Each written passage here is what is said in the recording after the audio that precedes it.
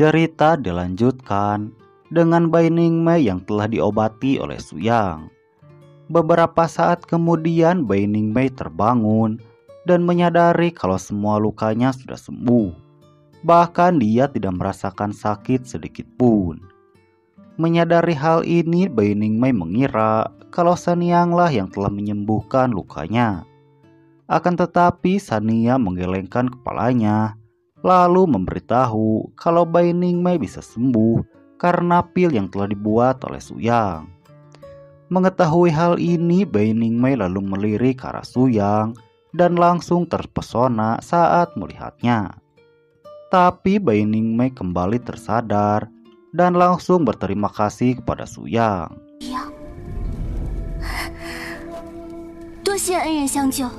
Melihat Bai Ningmei yang sudah sadarkan diri, Suyang lalu menanyakan alasan mengapa dua orang tadi mengejarnya. Menanggapi pertanyaan Suyang, Bai Ningmei menjelaskan kalau mereka mengejarnya karena menginginkan darahnya. Mendengar itu, Suyang lalu melihat aura darah dari Bai Ningmei. Setelah melihat aura darah dari Bai Ningmei secara langsung, Suyang memiliki kesimpulan yang mana kalau mereka menginginkan darah tipe yang dimiliki oleh Bai Ningmei, yang kemungkinan besar kalau darah Bai Ningmei akan digunakan untuk memperkuat sebuah segel yang bertipe Yin. 看来那些人是想用至阳之血加固某种至阴妖物的封印。 Namun pada saat yang sama, datang dua orang yang sebelumnya memperebutkan bunga bulan giok, dan mereka telah membawa tanaman obat spiritual yang telah dipesan oleh Suyang sebelumnya. Melihat mereka yang telah bekerja keras, Suyang memberikan pil kelas 3 sebagai imbalan. Melihat pil kelas 3 di depannya, dua orang itu kembali bersemangat sampai cara berbicara mereka tertukar.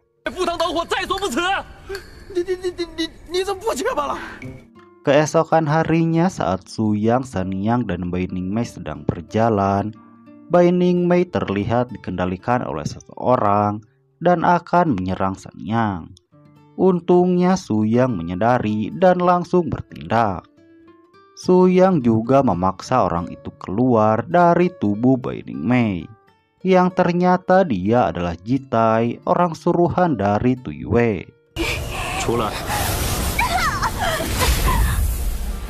Dan tujuannya menemui Suyang adalah untuk menanyakan orang yang telah membunuh dua rekannya. Mendengar itu, Suyang mengatakan kalau dialah yang telah membunuh mereka. Dia juga menyebutkan teknik yang digunakan oleh Jitai saat mengendalikan Bai Ningmei. Seketika itu juga Jitai langsung terkejut saat mendengarnya dari Suyang. Akan tetapi dia kembali tenang dan tertawa karena tidak percaya kalau Suyanglah yang telah membunuh dua rekannya.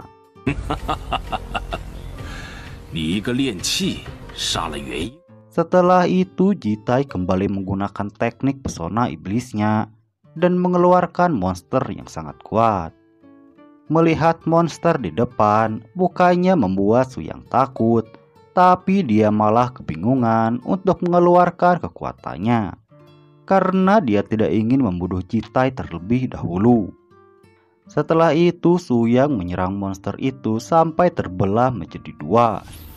Tapi monster itu kembali menyambung dan langsung menyerang Suyang. Hingga Suyang ditelan oleh monster itu dan mengagetkan Sanyang juga Bai Ningmei. Namun beberapa saat kemudian, monster itu meledak dengan Suyang yang baik-baik saja dan memegang sebuah boneka di tangannya.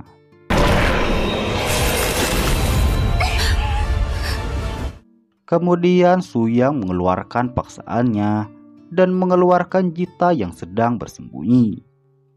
Setelah dipaksa keluar oleh Suyang, Jitai menyadari kalau kekuatan Suyang sangat kuat, sehingga dia memutuskan untuk bertarung dan menggunakan pesona iblis pada dirinya sendiri.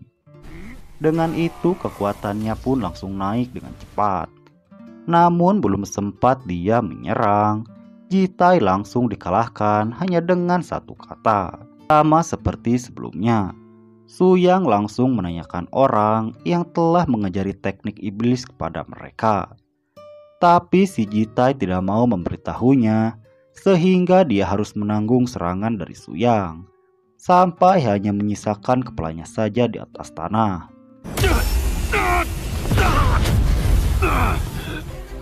Baru setelah itu, dia mau berbicara dan menjelaskan kalau teknik ini berasal dari sisa-sisa teknik kultivasi yang ada di Bloodisty Society dari 10.000 tahun yang lalu.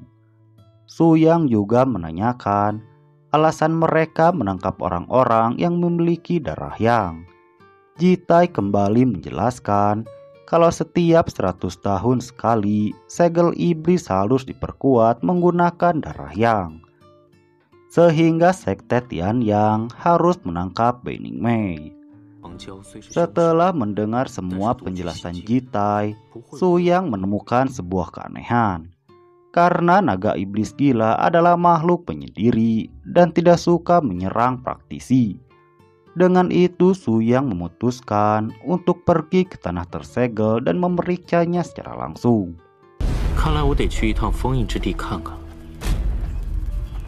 Saat dalam perjalanan, Sanyang menanyakan kejadian yang berhubungan dengan teknik darah iblis, karena Su Yang memahami teknik ini secara menyeluruh. Su Yang lalu menjelaskan kalau 10.000 tahun yang lalu terjadi sebuah invasi dari bangsa iblis yang mempraktikkan teknik tersebut dan telah membunuh banyak praktisi, sehingga dia membantai mereka semua dalam waktu 1 hari saja. Akan tetapi dia telah membiarkan iblis yang tersisa sehingga berefek pada saat ini. Setelah mendengar ini, Bening Mei kembali terkejut dan bahkan menebak kekuatan yang dimiliki oleh Su Yang yang tidak masuk akal. Beberapa saat kemudian mereka telah sampai ke sekte Tian Yang. Melihat kedatangan Su Yang, para murid yang berada di ranah Nerchen Soul, dia langsung mengusir Su Yang. Tapi Su Yang masih tetap santai dan tidak mau pergi. Melihat ini, salah satu dari mereka langsung menyerang. Tapi dia langsung dipukul mundur oleh Su Yang sampai terpental.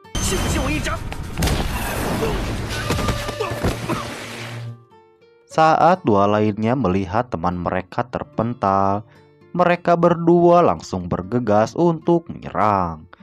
Namun senior mereka yang lebih kuat, dia menghentikan dua murid itu.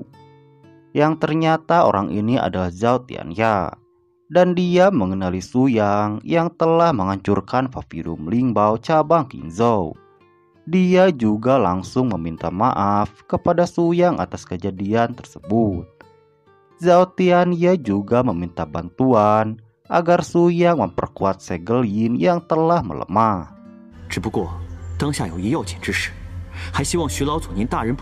Tidak menunggu lebih lama lagi, Su Yang memintanya untuk menunjukkan tempat itu.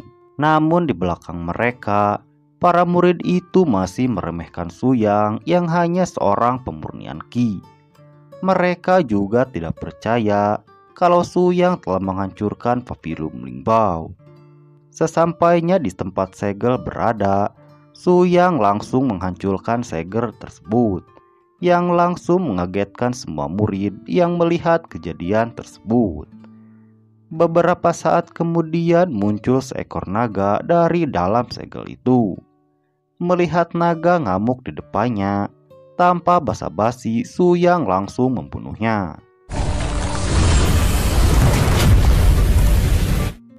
Setelah naga itu terbunuh, muncul formasi yang lebih besar dari sebelumnya.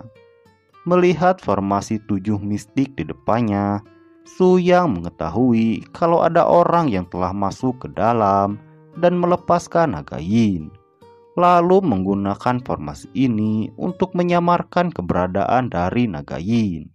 Akan tetapi murid yang tadi menyerang Su Yang Dia tidak percaya dengan apa yang dikatakan oleh Su Yang dan malah menuduh Su Yang yang telah melakukannya. Namun dia langsung dihajar oleh Zhao Tianya hingga kultivasinya juga dihilangkan olehnya.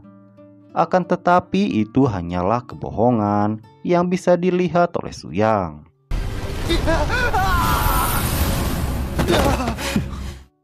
Mengetahui kalau dia tidak bisa menyembunyikan sesuatu dari Su Yang, Zhao Tianyu lalu meminta Su Yang untuk menangkap naga yin yang lepas.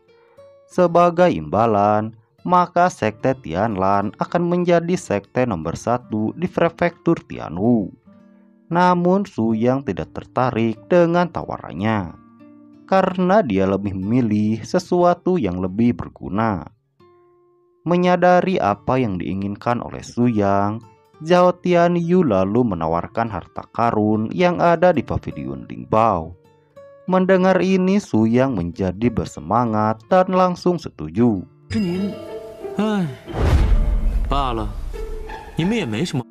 Su Yang lalu meminta Zhao Tianyu langsung mengantarkannya ke pavilion Lingbao. Mendengar permintaan Su Yang, Zhao Tianyu langsung mengambil kapal terbang milik sekte Tianyang. Akan tetapi setelah itu cerita pun berakhir. Nah, segitu dulu alur cerita Lian Qixi Huanian episode kali ini. Saksikan kelanjutannya di part berikutnya.